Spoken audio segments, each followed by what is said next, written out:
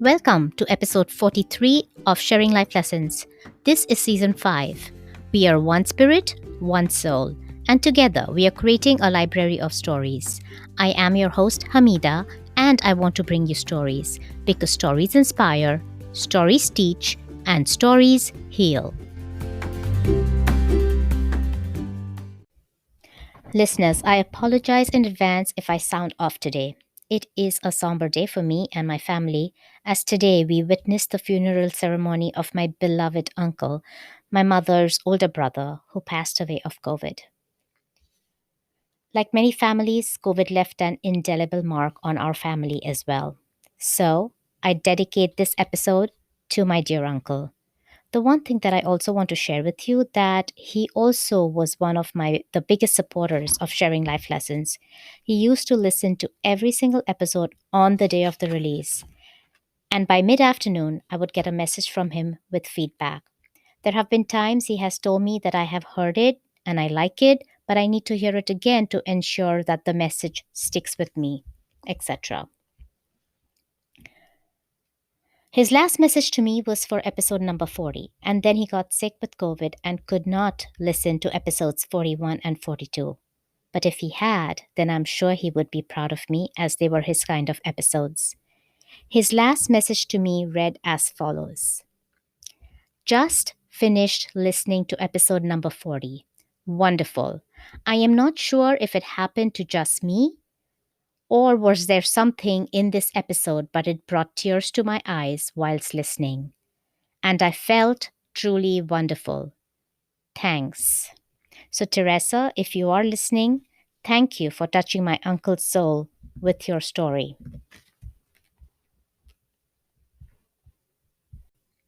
With pride, I would like to announce that our guest for today is my older brother, Akbar. His first book got published last month. I know he has been dreaming this book up for years, and finally, COVID presented him the time he needed to write the book. It is co authored with Nikhil Sharma. It is titled Rumi and Kabir Consulting and is based on ancient wisdom of Rumi and Kabir, teaching the art of happiness to the modern youth. Call it coincidence or call it synchronous. I truly believe the universe definitely had a hand in this. Because here I am, dedicating this episode to my deceased uncle. May his soul rest in peace.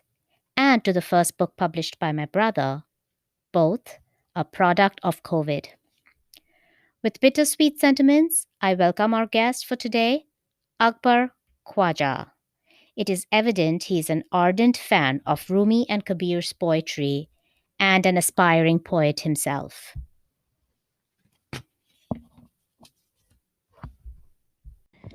Hello, Akbar. Welcome to Sharing Life Lessons. You know, I have been asking you to be a guest on my show for the longest time, but you've always put me off by saying, I will do it after my first book is released. So, your book finally got released. And not only did it get released, but it got released with a bang in India. Your book was second on the list of the hot release list for the week. So, congratulations for that. Congratulations for the release of the book. And I would like you to first tell us about yourself, please. So, I am the most confused person you have on your show, and otherwise, I am the most confused person. Not only on the show, I know also in my life. in the whole world, let's say. So that's a good introduction for me. So, where my confusion led me is another story we will talk of, but how I see myself, if I have to introduce myself to somebody, then I would say that I have been learning of the confusion and keeping it alive so long that it has become a tool of comprehension now. The three things I love in life is physics, philosophy, and poetry. Actually, I was very fortunate. I got some very good teachers. And these were the most discussed things when I was 15, 16, 17, 18. And I had this scholar called Farooq Hukka who was like all these scholars you used to have hundreds of years back who were good at physics, philosophy, poetry, science, medicine, who knew everything. It's only in the last few hundred years that we have started to stratify knowledge. So, my love for these three and my confusion is what defines me. I remember the earliest discussions and books that I loved was the Dialogues of Plato, which was introduced to me by Farooq Hukka, one of my teachers in life. And the second book I really liked at that time was Illusions by Richard Bach. So those are the kind of people I read, and those are the kind of people who created the confusion. And of course, life has been a journey of unwinding that confusion, though I don't know where it ends. It is thanks to you that I read the wonderful classics like Jonathan Livingston Seagull and One and Illusions by Richard Bach. You also tried your best to get me to read Dialogues of Plato, but I remember drawing the line there. So, brother, tell us about your book, please. It is called Rumi and Kabir Consulting. Why that title and what's in the book? So Rumi, Maulana Jalaluddin Rumi, and Sant Kabir are two people who I believe were enlightened, were poets, were philosophers, and have given the maximum contribution to literature and knowledge of how to be happy and how to have a good, happy life. So, the book is a fiction about this corporation which has got 2,800 people who sell millions of games across the world, all successful people, very well to do, very smart, achievers. The thing in common is that they were unable to find the deep contentment that was eluding them. And this book is about the management realizing that happiness of their people is important and then going and trying to do something about it, and how Rumi and Kabir assist them in finding happiness. And it brings the 12th century, 13th century Kabir and the 15th century Rumi into the world and has an interaction between them and the youth, and how the youth impress them and how they were able to impress the youth. That's the book. And I've read the manuscript, and it is okay, listeners. Just because he's my brother, I am biased, but I'm also not biased. Objectively, it is a really good book. One of my favorite books is 40 Rules of Love. Yeah. That is one of my favorite books. It depicts the love between Rumi and Shams Tabriz. And this comes very close. It definitely does not beat it, but it comes very close.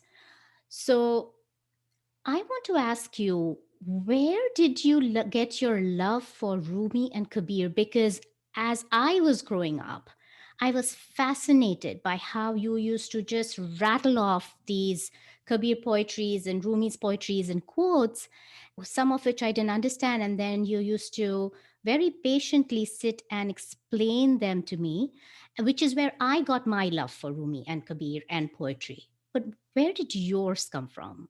I used to teach philosophy and I used to teach religion right from the age of 17. And those 5 years that I went around the country traveling and teaching, and that mission actually made me look into Gnostic literature. Gnostic literature is literature that alludes to gnosis, which is the higher form of knowledge. And that is where Kabir and Rumi, and if you remember Conference of the Birds I by do. I do. Arududdin Attar, Mm-hmm. those kind of books, those kind of authors were the ones that you get a lot of information and a lot of knowledge, and then a lot of Gnostic knowledge. So Gnostic understanding comes from there. So let me quote what Kabir says from my book. So, quoting from Kabir, and I love doing translations of Kabir because the joy of the translation is where you don't lose the meaning, or you believe you have not lost the original meaning, and still make it sound like poetry, which is where the challenge of translating poetry is. So I'll read this in Hindi and then I will give you the English translation that I have done. कबीरा लहरी समुद्र की मोती बिखरे आए बगुला भेद न जानियो हंसा चुनी चुनी खाए Kabira, waves from the ocean, brings to shore precious stones. The crane is blind to these riches, while the swan nibbles just pearls. So, what Kabir is trying to say is that everybody gets all kinds of inputs. What you tune into and what you take out of all those various inputs is how you are going to be living your life. So he says that the swan nibbles only pearls, while the others will just feed themselves on anything. And that has been the defining thing. And out of all this, what do you hone in on? What do you tune into? Very nice. And so, this tuning into, is this something where you come with a mindset that this is what I want to get out of the knowledge of life? Or is it something where you're getting all these inputs and then you are focusing on what feels good to you? Which way does it go for you? I think it's more the second one that Mhm. it's automatically the tuning is already there. So if a lot of things are passing you, you can just say yes. This is what I would like to hear, or this is the person who makes sense to me, or here is where I can improve on what I already know. So knowledge comes in words, then it comes in insights, intuitive insights, and then it comes in assimilation into your practice. Once you have assimilated knowledge into your practice, then you will be able to make more sense of it than you can make of all the other things. What do you mean by assimilate in your practice? So I can keep saying that you have to be peaceful, let's say, and everybody wants to be peaceful and everybody wants to be happy. There's this beautiful course at Harvard, Dr. Tal bin Sahar. It's there on the YouTube. It is there in public domain for people to listen to. And there he gives the most in-depth understanding of how to be happy. So he says, let's say he says maintain silence, let's say he says be grateful, and let's say he says have good relationships. Now, what of this do you realize that you need in your life? And after that realization, what will you assimilate into your daily practice? So if you want to assimilate silence into your daily practice, then that silence has to become you for certain part of your day.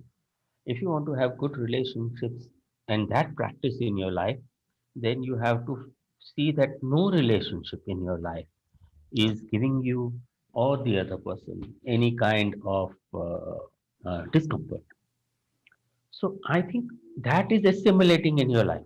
Just knowing it in words and realizing it are steps towards assimilation. Mm-hmm. And that's where you want to go with your knowledge. You don't want to just have knowledge in words. Yep. So tell us, what are the secrets of happiness that Rumi and Kabir are teaching? I mean, obviously, we don't want to talk about everything because then we want folks to read the book too. But tell us, tell us what it Okay. is. Give us some insight. I would say there are three things that would take you towards happiness. And how far you can reach only depends on how much depth you give that facet of your life. So, the first thing I would say is the ability to be silent, not silent in words, not silent in sound, but silent deep inside your mind, where you don't have the need to have thoughts. And when thoughts come, you are able to select the ones that give you peace and give you joy. And you are able to de energize, so to say, and allow the thoughts that give you discomfort to flow away or de escalate and die. I actually have a perfect quote of Rumi. And Hmm. Rumi says, silence is eloquent. Cease trying and let the pattern emerge. Yes, beautifully said. It is from your book, by the way. Okay, thank you. Not that I would remember all the quotes from the book, but it is beautiful.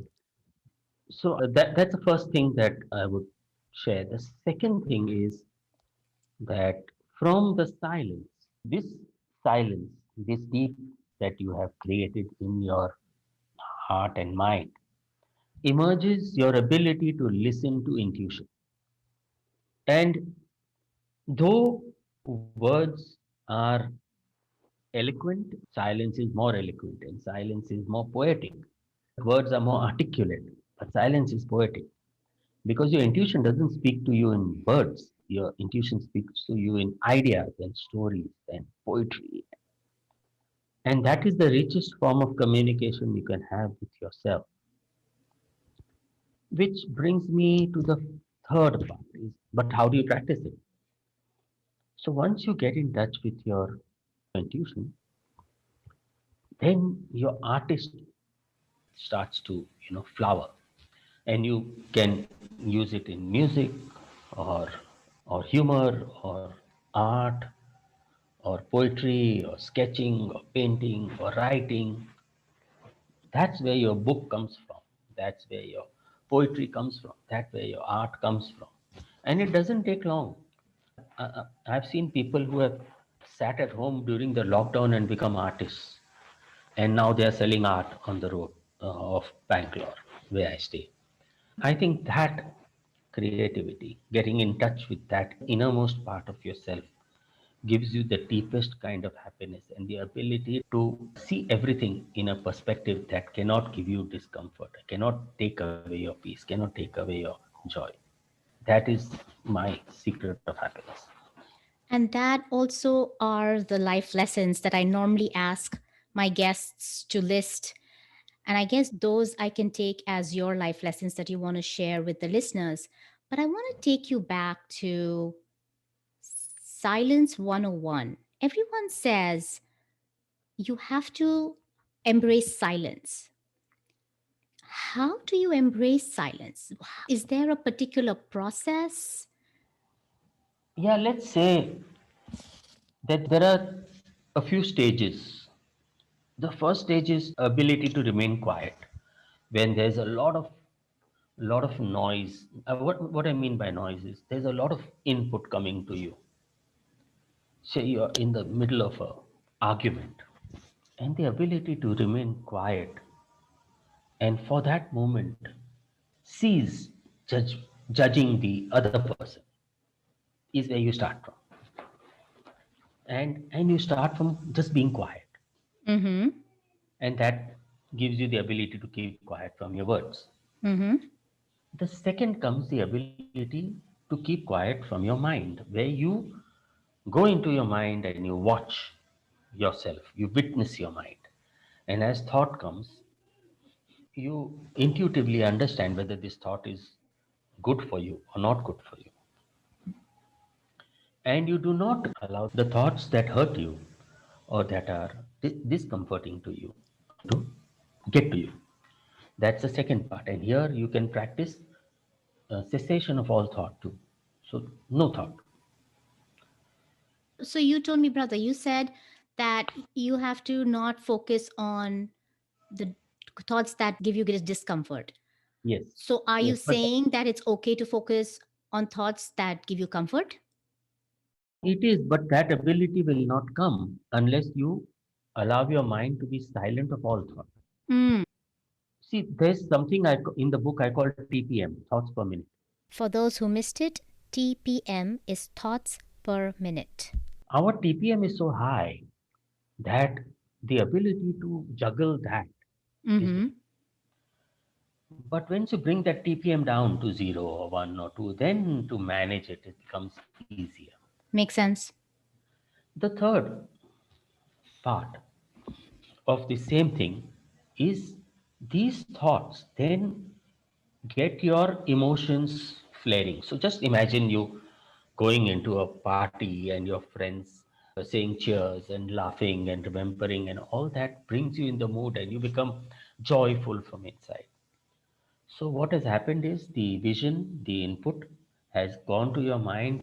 You have brought up thoughts that are conducive to joy, and then you feel joy. The other way, if you are into an argument, you will then bring up all the things that ever happened with the person you're arguing with, and you will make yourself angry and you will start shouting. So the third part is the thoughts that you bring up in your mind, the memories, let's say, generate moods and generate your emotion. Then the third part would be to silence the emotion. Say it's okay, I don't need you. Silence the thoughts, then silence the emotions. That is where you come to equanimity. Mm-hmm. Equanimity is where you don't judge any situation. So in the book, I have mentioned one hack. I said there's a hack to happiness. I think that is the thing I leave the listeners with so that they Mm-hmm. look in the book and find the hack to happiness. But there are these hacks to happiness which allow you to take a shortcut. You don't have to do the process and go there. So there's a beautiful thing that Kabir says. Kabir says, "Man ka manka fer de, turat miladu to hai." That means the rosary or the beads are telling the pious person that why are you turning me round and round and round? You just turn the orientation of your mind, and I will introduce you to the truth this very moment. So, coming to peace, coming to happiness, coming to truth doesn't take time. Like Rumi says, that between you and me, that is between the truth and me, Mm-hmm.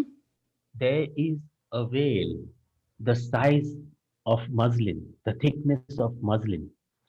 But to come to the other side, I'll have to traverse the universe. So you don't always have to traverse the universe. You can just drop the veil. That's not as easily said as done, but it's possible. So, That is all so deep. And listeners, I wanted to share all of this with you, to also share with you about my childhood and what I grew up with. So, this is the richness I grew up with. okay. Truly. So these are the hacks to happiness. You don't have to go through a long process. You can do it in a day. You can do it in a moment. But but then there's a long way. Read the book. I say read the book. This was very good. I want, before I let you go, brother, I want you to tell us a story from the book or the kind of stories that you've been telling me that leave an impact. So, anytime I get into a situation, I think about a story from which I get my answer. So, can you tell us one of those stories and then we can end this interview? So let me tell you the story from Maulana Rumi's Masnavi, which is a book where he wrote a lot of short stories with a lot of lessons, spiritual lessons, lessons that agnostic. And one of the stories which I've included in the book is about the Greek and the Chinese construction teams who were fighting in front of the Caliph. And the Chinese said, "We do the best buildings," and the Greeks said, "We do the best buildings." And finally, the Caliph says, "Listen, I'm going to give you both one house to build at my cost. Just build it and let me decide. Stop arguing in words." So he gives them both one place to build, and both of them, with great skill and tenacity, built these houses. And the Chinese order the best construction material and the best paint and the best decorations, and their house is beautiful with all the colors of the rainbow coming through. And looking very elegant. And the Greek, they built the house and then they polished the walls so much that the walls are like a mirror. And they don't put any paint or any decoration on it. All the natural colors from the surrounding and from the Chinese house are shining through from the Greek walls. When the Caliph comes, he sees the Chinese house and he loves it. But he says that the plainness and the beauty and the class of the Greek house cannot be compared by all the colors that go into any other house. What Rumi is saying is that you may have, and this is alluding to the way we are built inside. The story is not about the outside. Story is about, Rumi stories always are about the inside. And what Rumi is alluding to is that you keep the inside so clean that the inside should be so clean that things from the outside reflect beauty into you, and there is no confusion. So I'm looking for something like that in my life. That's why I told you the story. That's a beautiful story and a beautiful ending. Brother, thank you so much for finally being my guest. You are a guest in the fifth season, and I've been telling you from season two.